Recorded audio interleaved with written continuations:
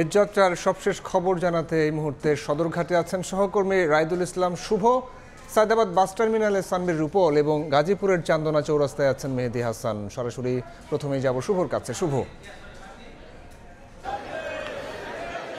আবারও কিন্তু হাকডাকের মধ্যে দিয়ে সবর হয়ে উঠছে এই রাজধানীর সদরঘাট লঞ্চ টার্মিনাল এলাকা। আজ 27 তারিখ, সরকারি ছুটি। আজকের মধ্যে দিয়ে কর্মদিবসের মধ্যে দিয়ে শুরু হলো আজকে থেকে যেই সরকারি ছুটি, সেই সরকারি ছুটির কার্যক্রম কর্মদিবস। তো আমরা জানি যে সকাল থেকে দেখেছি যে সকলের দাপ্তরিক কাজ থেকে শুরু করে সম্পূর্ণ প্রয়োজনীয় কাজ সেরে রাজধানী ঢাকা ছাড়তে শুরু করছে রেল, সড়ক এবং নৌপথে। আমরা যেই আগের যে চিত্রটি আমরা দেখতে পেয়ে থাকি ঈদ আসলে, সেই চিত্রটি যেন আবারও দেখতে পাচ্ছি এই সদরঘাট এলাকায়। উত্তরবঙ্গ থেকে যে সড়ক পথে যাচ্ছেন দক্ষিণবঙ্গের মানুষ কিন্তু ঠিক তেমনি লঞ্চ পথে, মানে নদী পথে লঞ্চে করে কিন্তু তারা বাড়ি ফিরছেন শেষ সময়ে এসে। আর মাত্র 2 দিন পরেই পবিত্র ঈদ উল ফিতর অনুষ্ঠিত হতে যাচ্ছে। কালকে 28 তারিখ, তারপরে 29 তারিখ, হয়তো বা 31 তারিখে, 2 থেকে 3 দিন পরেই কিন্তু ঈদ। সেই ঈদের আনন্দ ভাগাভাগি করে নিতে ইতিমধ্যেই সরকারি যারা কর্মজীবীরা ছিলেন তারা সকল কাজ শেষে আজকে যে কর্মদিবসটি ছিল সেটি শেষ করে কিন্তু এখন সদরঘাটের দিকে, বাস টার্মিনাল দিকে বা রেল স্টেশন দিকে কিন্তু ছুটেছেন। আমরা যেটি দেখেছি যে এখন এই মুহূর্তে যে যাত্রীগুলো অপেক্ষা করছে তারা বরিশাল, ভোলা থেকে শুরু করে বিভিন্ন জায়গায় যাওয়ার জন্য তারা এই মুহূর্তে অবস্থান করছেন। তাদের যে এবারের ঈদ যাত্রাটা 3 পথেই কিন্তু স্বস্তির কথা আসলে বলছেন তারা, যে বিগত দিনগুলোতে যে চাপটা থাকে সেই চাপটি কিন্তু পদ্মা সেতু হওয়ার পরে তো সদরঘাট এলাকাতে অনেকাংশেই কমে এসেছে। তবে কিন্তু এবারে কিন্তু যাত্রী পরিপূর্ণ দেখা যাচ্ছে প্রতিটা এই লঞ্চগুলোতে।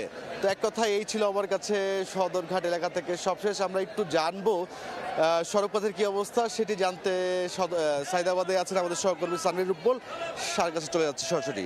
রূপল, টানা 9 দিনের ছুটি, এর মধ্যে ছুটির আমেজ শুরু হয়ে গেছে এবং সেই আমেজ কিন্তু লক্ষ্য করা যাচ্ছে যে যাত্রাপথের যে পরিস্থিতি, সেই পরিস্থিতি দেখা যাচ্ছে যে বাস টার্মিনাল, লঞ্চ টার্মিনালের মতোই বাস টার্মিনালে ভিড় আছে। তবে এখনও বিকালের দিকের ভিড়টি পুরোপুরি শুরু হয়নি মনে হচ্ছে।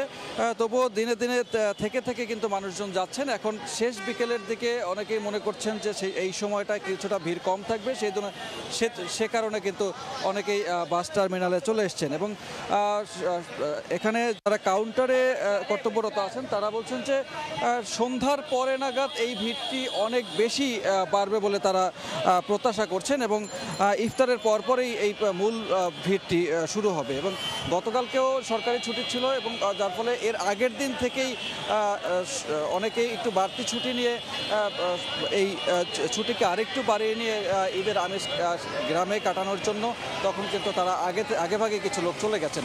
এবং লম্বা ছুটি হওয়ার কারণে দেখা যায় যে ভেঙে অনেকেই 1-2 দিন পরেই যাচ্ছেন যা ভিড় এড়ানোর জন্য।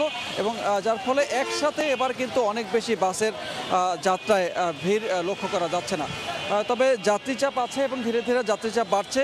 তবে বেশি ঝামেলা পোহাতে হচ্ছে শহরের মধ্য থেকে বের হওয়ার জন্য যে রাস্তাগুলো আছে সেই রাস্তাগুলোতে যানজটের কারণে। এবং বিশেষ করে গুলিস্তান, মতিঝিল এবং যাত্রাবাড়ি, এই 3টি জায়গা থেকে শহর থেকে বের হওয়ার মুখে এক ধরনের যানজট কিন্তু তৈরি হয়েছে এবং বাসগুলো রাস্তার পাশে রাখার ফলে সেই যানজট আরও বেশি বেড়ে যাচ্ছে এবং এ কারণে কিন্তু বেগ পোহাতে হচ্ছে যাত্রীদের। এবং তারা নির্দিষ্ট সময়ই বাসগুলো ছেড়ে যাচ্ছে বা বাসও যেহেতু এখন পদ্মা সেতুর কারণে দক্ষিণ পশ্চিমাঞ্চলের মানুষের যাত্রাপথ বিশেষটা সহজ হয়ে গেছে, যার ফলে এই যাত্রাপথের বাস কিন্তু খুব বেশি বিলম্ব হচ্ছে না এবং নির্দিষ্ট সময়ের মধ্যেই তারা বাস ছেড়ে যেতে পারছে।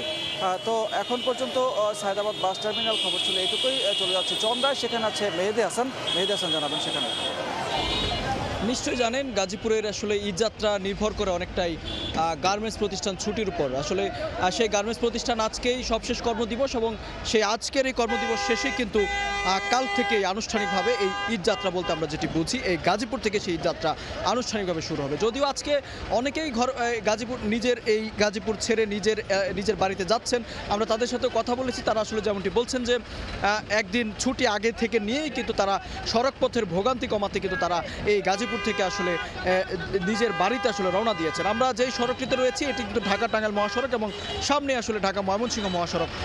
সড়কের কথা যদি বলি, সড়কের চাপ যাত্রীর সংখ্যা কিছুটা কম থাকলেও কিন্তু যানবাহনের চাপ কিন্তু আসলে চোখে পড়ার মতো এবং অসংখ্য যানবাহন আমরা দেখতে পাচ্ছি। শুধুমাত্র একটু জানিয়ে রাখি যে গাজীপুরে সারা দেশেরই মানুষজন এখানে বসবাস করে এবং 64 জেলারই বলা চলে মানুষজন এখানে বসবাস করে এবং সেই কারণে এই গাজীপুর থেকে সারা দেশের সাথে এক ধরনের সড়ক যোগাযোগ ব্যবস্থা রয়েছে।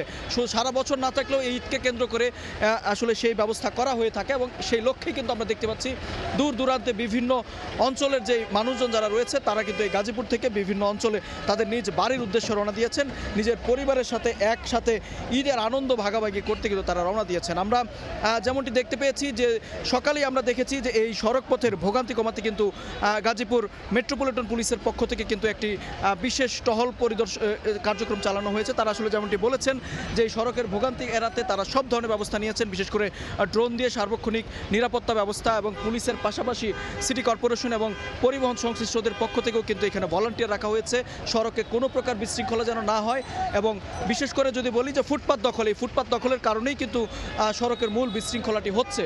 ফুটপাত এবং সড়ক দখল করে আসলে ঈদের যে কেনাকাটা সেই মার্কেট করার কারণে এখন কিছুটা ভোগান্তি হচ্ছে। তবে সেটি কিন্তু আসলে ঈদ আসলেই ঈদকে সামনে রেখে অর্থাৎ যত ঘনিয়ে আসবে ঈদ ততই কিন্তু সেটি আরও কমবে, এমনটাই প্রত্যাশা করেছেন মেট্রোপলিটন পুলিশের কমিশনার।